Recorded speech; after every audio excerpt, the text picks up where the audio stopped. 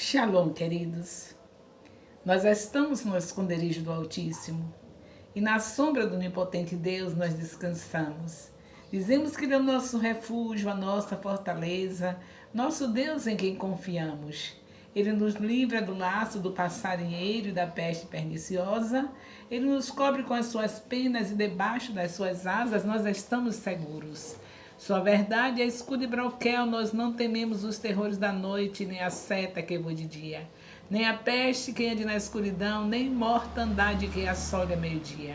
1000 poderão cair ao nosso lado, 10.000 à nossa direita, nós não seremos atingidos, porque aos seus anjos o Senhor já deu ordem ao nosso respeito, para nos guardar em todos os nossos caminhos. Eles nos sustentam com as suas mãos, para que nós não tropecemos com nossos pés em pedra. Pisamos o leão e a áspera e calcamos aos pés o filho do leão e a serpente, porque nós temos amado o Senhor, o Senhor tem nos colocado no alto refúgio, porque nós conhecemos o seu nome, quando nós invocamos, Ele nos responde. Ele nos dá abundância de dias e nos mostra a sua salvação. Glórias a Deus por esta proteção tremenda desse grande e poderoso Deus, que mesmo num alto e sublime trono não se esquece de nós.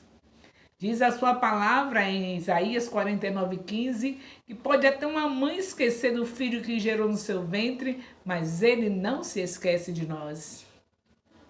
Aleluia, bendito seja o nome do Senhor por essas queridas, fiéis, queridos, não é que tem também alguns homens, que sempre estão nesse horário de meio-dia aqui comigo, nessa live aqui no Facebook.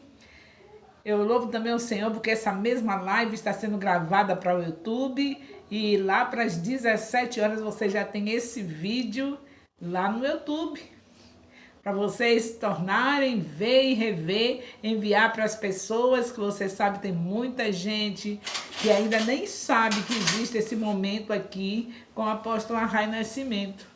E nós precisamos estar divulgando, porque Deus tem falado conosco.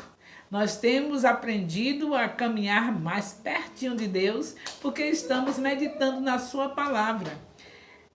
Em conjunto, eu sei que vocês meditam individualmente, mas está sendo muito bom nós estarmos juntos, não é verdade? Conheçamos e prossigamos em conhecer ao Senhor, é o que fala o nosso querido profeta Oséias no seu capítulo 6, no versículo 3. Conheçamos e prossigamos em conhecer ao Senhor. E hoje nós vamos passar para o capítulo 3, porque o capítulo 2... vocês sabem que é uma oração, que vocês simplesmente vão ler e aprender com a nossa querida Ana a ser grato a Deus, se alguém ainda não tem sido, não é? Porque nós sabemos que a gratidão é algo tremendo, Deus requer gratidão. E Ana foi um exemplo para nós até nisso. Fez uma canção, uma oração, um cântico, para agradecer a Deus por aquela benevolência do Senhor, por aquele milagre do Senhor, dela conseguir gerar um filho. E o melhor de tudo, que vocês devem ter visto aqui já nesse capítulo, vocês devem estar lendo, eu já leram também, é que ela conseguiu gerar mais 5 filhos. Então, com Samuel são 6 filhos. A estéril realmente tornou-se mãe de filhos. Gerou filhos. É assim que ele diz, que é estéril da luz. Na mão do Senhor não tem nada impossível, como está escrito em Lucas 1:37. Nada é impossível para nosso Deus. Então, fique firme aí com ele, vamos conhecê-lo mais. Aí, deixamos o capítulo 2, que é o Cântico de Ana. E também temos um relatório aqui que não é muito bom. Olha, gente, é interessante. A Bíblia é a palavra de Deus, é por isso que nós estamos lendo. Deus é tão fiel, a Bíblia é tão séria, é tanto a palavra de Deus que Ele não esconde nada. E vocês viram que nós temos sofrido, não é? Em ver o livro de Juízes, aquela confusão em Israel, depois de tudo que Deus já tinha feito, Israel chegar naquele estado de caos, é doloroso para quem lê, mas é palavra de Deus. A gente está aprendendo. Nós sabemos que cada situação dessa aqui é um aprendizado para nós. aquilo que for benéfico para nós fazermos, e o que não for bom, a gente não faz, a gente aprende para não sofrer as mesmas consequências que eles sofreram das coisas erradas que fizeram. E aqui, quando a gente chega nesse livro de Samuel, nós estamos vendo o que foi encontrado, não é? Nós vimos logo no primeiro capítulo um sacerdote, sumo sacerdote, que estava com seus filhos em situação de caos, totalmente depravados, filhos do sumo sacerdote. O sacerdote não soube administrar a situação. O sacerdote ali que eu estou falando, mas foi ele que liberou a bênção para Ana. É isso que você não deve de maneira nenhuma esquecer. Que Deus, ele não brinca com esse negócio. Se ele ungiu, é ele que dispensa, é ele que diz o que tem que fazer, é ele que faz o que tem que fazer. É ele que vai punir. Olha aí o caso do Eli. Não soube criar os filhos, mas a gente encontrou uma qualidade boa no Eli. Ele teve uns cuidados com Samuel, porque Samuel foi o maior profeta visto na Bíblia, depois tem João Batista e Samuel. A gente sabe que Jesus Cristo elogiou o João como sendo o melhor profeta. E aí nós sabemos que o Samuel na antiga aliança também foi tremendo. E se juntar os dois, são duas maravilhas de Deus, são dois homens que deixaram exemplos extraordinários para nós. João Batista e o Samuel.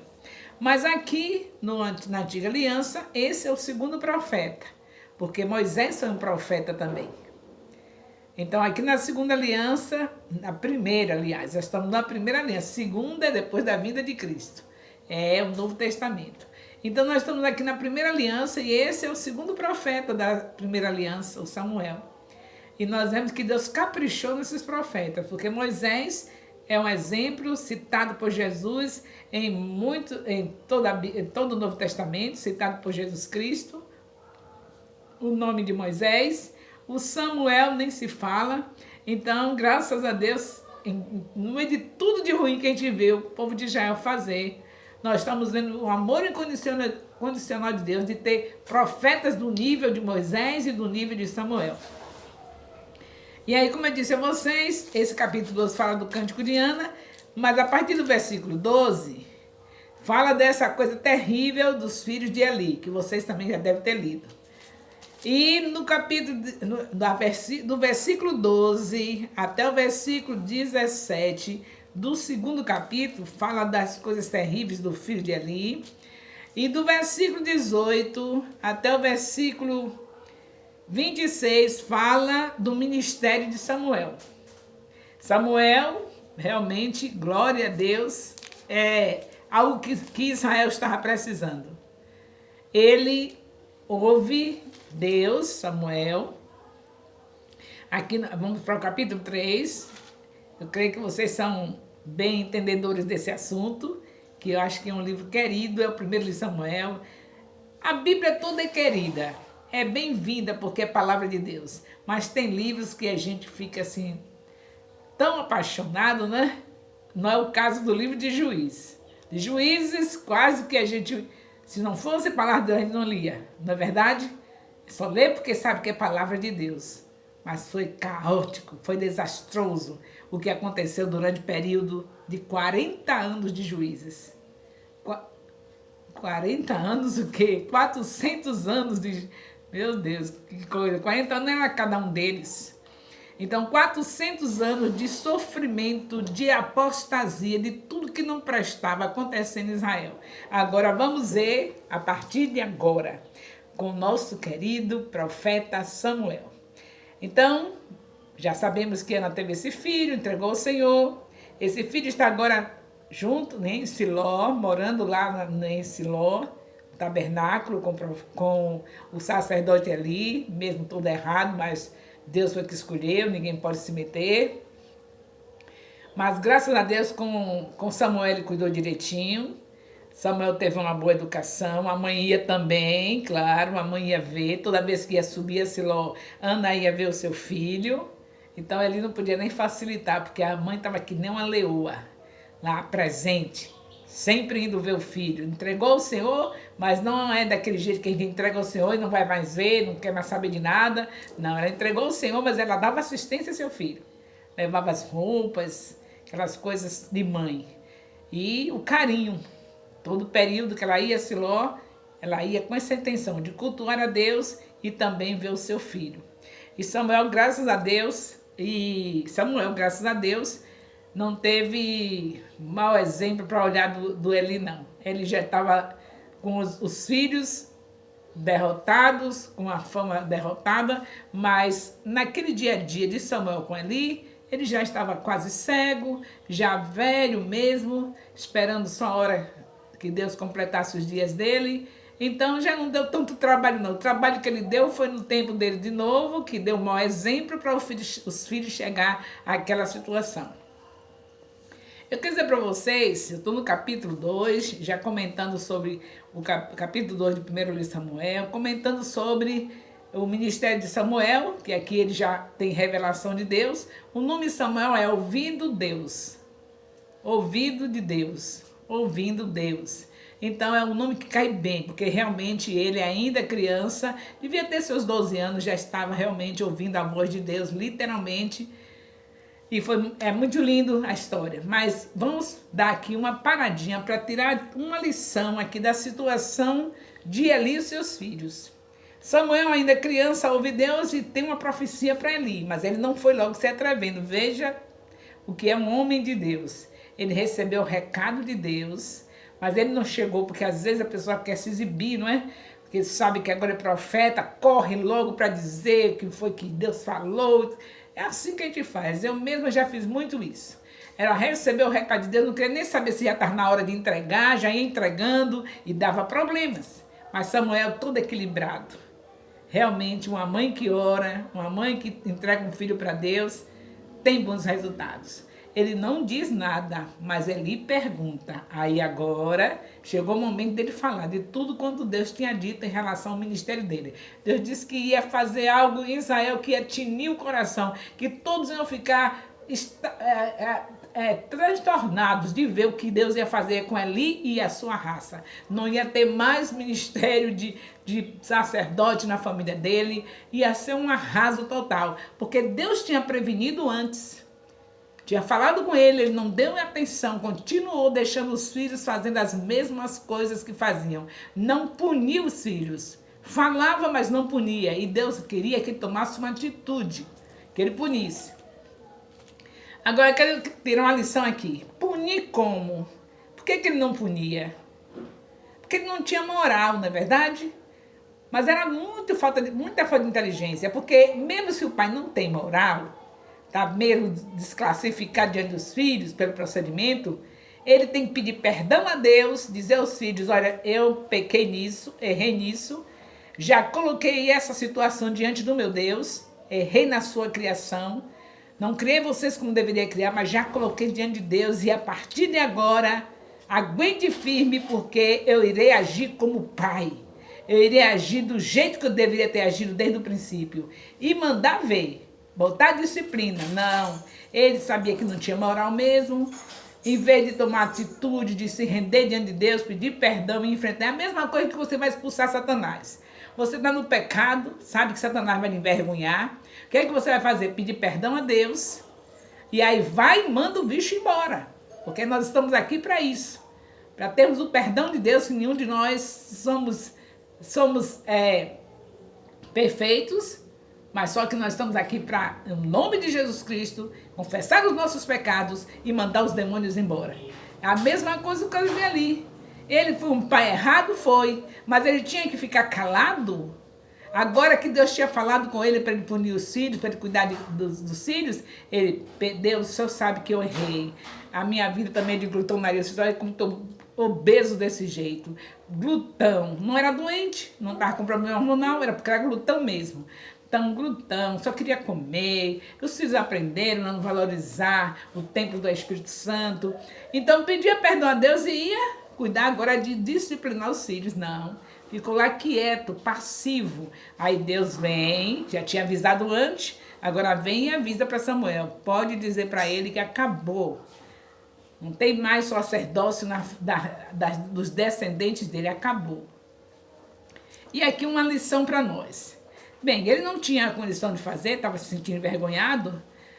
E você não vai pegar esse exemplo negativo na vida do sacerdote Eli e ficar calado e deixar. Já viu, Deus já lhe mostrou que seus filhos estão errados.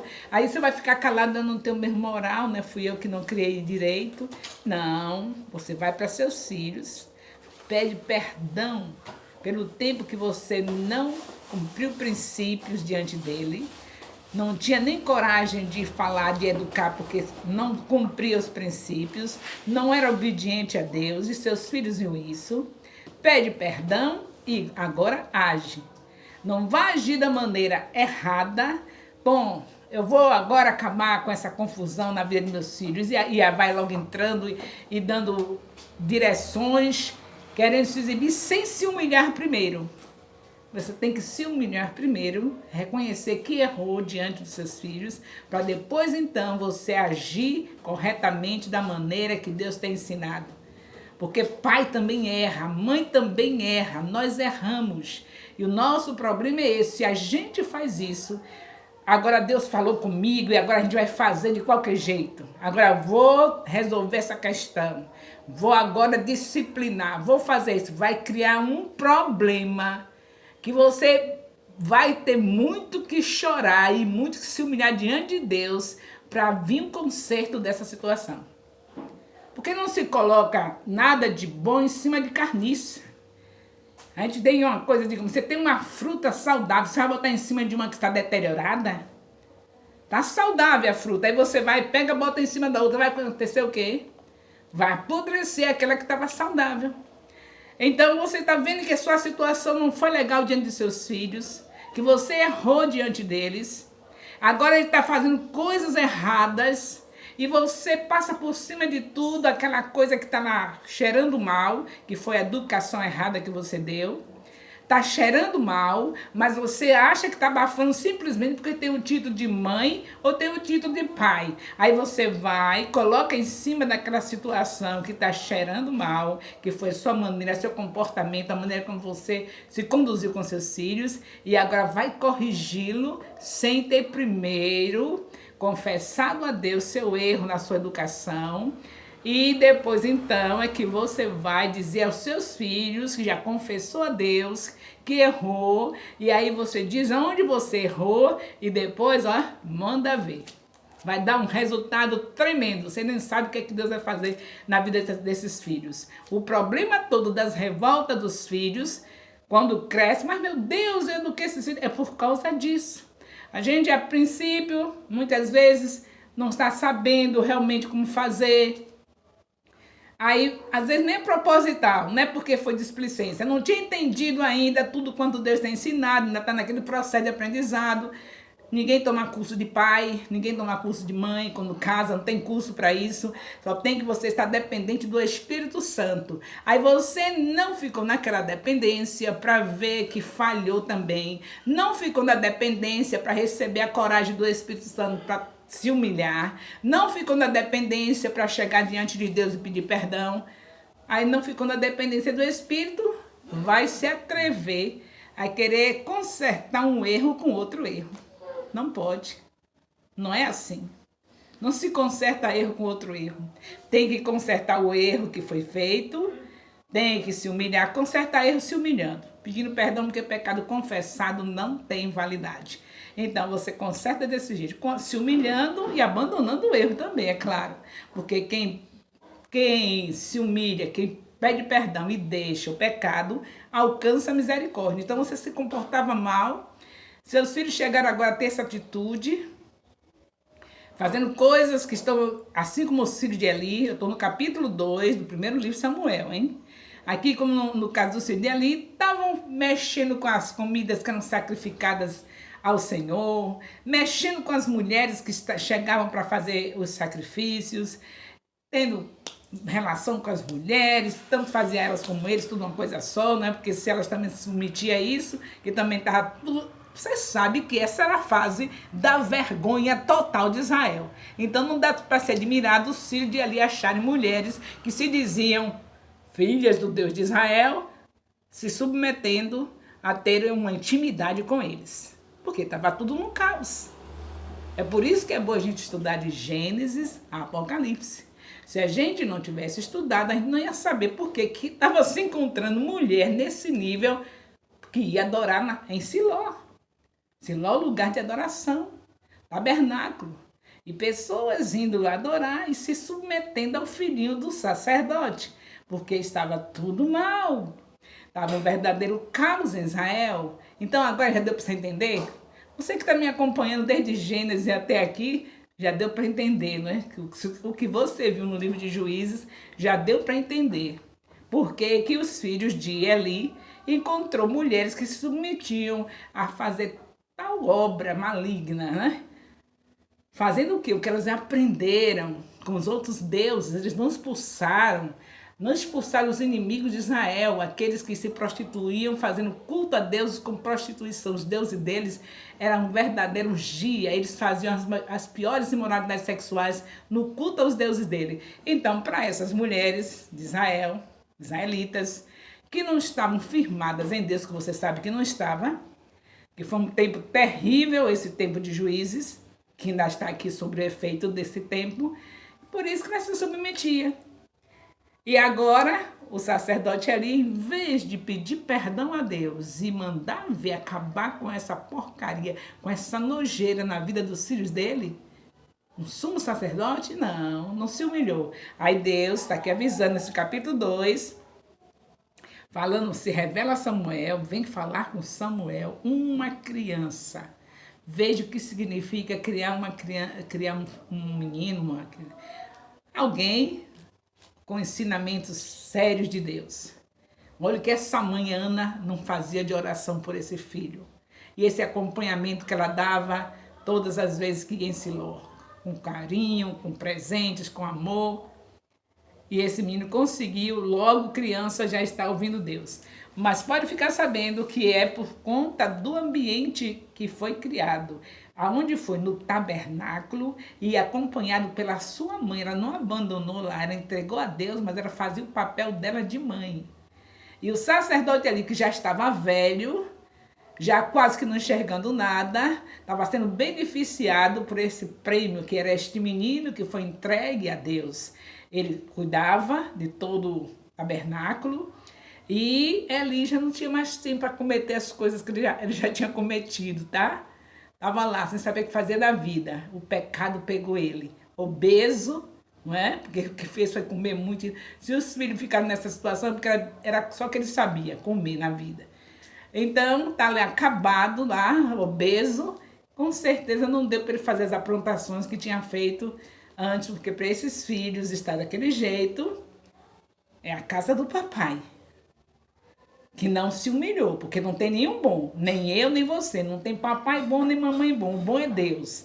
Mas se a gente se humilha, reconhece que erramos diante de Deus e diante de nossos filhos, nós temos autoridade para educá-los. O que falta é ser humilde, é reconhecer que pai peca, que mãe peca, é isso que falta. Na minha vida e talvez na sua, não sei na sua, mas na minha vida falta isso. Então, graças a Deus, temos aqui essa lição. Creio que você não vai repetir o erro de Eli, porque o nosso Deus, tudo que tem aqui na antiga aliança é como exemplo, é como figura, é como aviso para nós, como igreja do Senhor Jesus, não repetirmos. Deus não deixou esses erros dos personagens bíblicos em vão. Tem uma finalidade para nós aprendermos. E todos aqueles que acompanham, que aprendem, não terão as mesmas derrotas que esses homens e mulheres do passado tiveram. Seremos guiados pelo Espírito de Deus, já temos ele em nós, temos essa diferença, essa vantagem, que na primeira aliança o Espírito Santo não habitava dentro daqueles filhos de Israel, mas hoje Jesus Cristo pagou o preço, deu a sua vida, o seu sangue, para que eu tenha o Espírito Santo, para que você tenha o Espírito Santo. Então agora é a graça superabundada, abundante graça nas nossas vidas, dando condição da gente saber se humilhar diante dos filhos quando errarmos e ali continuarmos com a nossa disciplina, aquela que vem da parte de Deus, porque Deus não mente. Se ele escreveu através do sábio Salomão, Provérbios 22:6. Ensina a criança o caminho que deve andar, e até envelhecer ele não se desviará dele. Deus não mente. Então só temos que reconhecer que erramos, aonde ele mostra, e aí a gente se humilha, e agora vamos para a disciplina. É a mesma coisa que expulsar demônio. Ah, você vai me expulsar, você fez isso. Fez isso, foi? Pai, eu te peço perdão porque eu fiz isso. E agora, no teu nome, no nome do teu filho Jesus, eu mando esse demônio embora. É assim, você vai ficar vencido pelo que não presta, vai ficar vencido pelo pecado. Aproveita que você já viu que teve pecado na área e desfaz esse pecado com a confissão. Pecado confessado não tem validade. Só basta isso, se confessar e deixar. Graças a Deus, nós temos essa instrução na parte do Senhor, que confessando e deixando alcançamos misericórdia. Louvado seja Deus. Então, esse é o nosso assunto aqui do capítulo 2, a oração de Ana, a situação dos filhos de Eli e o início do ministério de Samuel, que estava mais ou menos nessa fase de sua pré-adolescência, seus 12 anos, chegando para os seus 12 anos. E a fidelidade, o comportamento desse profeta ainda criança, não é? Que comportamento? Ele não foi exibido e dizer, olha ali, eu recebi um recado agora, Deus falou que você nunca mais terá esse direito, nem você, nem sua descendência, dizer nada. Ele ficou caladinho. Quando ele perguntou o que foi que ele falou, me diga tudo, Samuel, senão você vai ser castigado. Ainda ameaçou, me fale tudo que Deus me falou. Ele já estava desconfiado, Deus já tinha dado o primeiro aviso para ele, que ele não estava bem com seus filhos, e agora ele já estava curioso, se Deus falou com ele, certamente falou sobre mim. E aí pronto, pergunta e Samuel aí diz tudo. Vai tinir os ouvidos de Israel, que Deus vai fazer com você, com o Senhor. Certamente ele falou assim. Esse é o capítulo 2. E você que está interessado em ver o capítulo 3, vai para o Instagram. Nós estaremos daqui a 30 minutos, se Deus nos permitir, falando do capítulo 3 do primeiro livro de Samuel, que vai ser também de tinir os ouvidos nossos. São as histórias maravilhosas para a gente aprender com os erros dos outros. Não se esqueça, não é para fazer a mesma coisa. Deus deixou para isso, tudo bem claro, para nós não fazermos as mesmas coisas. Nesse capítulo 3, que nós vamos estar agora no Instagram daqui a pouquinho com vocês. Se você tiver Instagram, já sabe. Não tiver, faça para poder estarmos juntos, que é uma sequência. 30 minutos aqui para o Face e 30 minutos no Instagram. Em nome de Jesus, com a permissão do nosso Deus. E aí nós teremos algumas coisas, algumas novidades aqui nesse capítulo 3, que realmente vai nos impactar. Mas graças a Deus pela sua palavra, pelo exemplo que ele deixa para nós. Nós sabemos que essa preocupação agora nesse livro, Samuel, basta saber algumas informações também sobre isso. Esse livro Samuel, 1 Samuel, 2 Samuel, 1 Reis, 2 Reis, é um livro só. Mas aqui na sequência, na Bíblia, foi dividido em 1 Samuel, 2 Samuel, 2 Reis, 1 Reis, 2 Reis, 1 Crônicas, 2 Crônicas, que é um pacote de um dividido em 6. E aí você vai ver que o foco aqui agora é reino. Agora o foco é o reino do jeito que o povo estava querendo. Deus estava querendo manter a teocracia. Deus queria ser o único rei do seu povo. Deus queria fazer algo tremendo com esse povo que nenhuma nação tinha. Mas vocês viram até aqui o que aconteceu. Por essa continuação aqui, depois do livro de Juízes, você vê uma coisa dessa. O sacerdote, um sumo sacerdote, num jeito desse. Então você já viu que não dava mais. Não é a vontade de Deus. Deus não queria rei para Israel. Era uma nação diferente, um povo diferente, implantar o reino dele. Era isso que ele queria, ele ser o rei. Mas o povo Você vai ver lá adiante, decide. Então é importante, a gente vai ter algumas decisões, nossos pensamentos em relação ao reino. Vai tomar uma decisão de saber que o reino agora está implantado em mim. E você decidiu isso? Ter o reino implantado em você?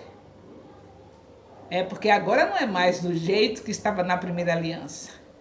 O reino de Deus é chegado. Quem é que é agora do Senhor? É você? Você decidiu andar com Jesus? Então o reino está em você. Você agora vive para Ele, você é dele. Houve um novo nascimento.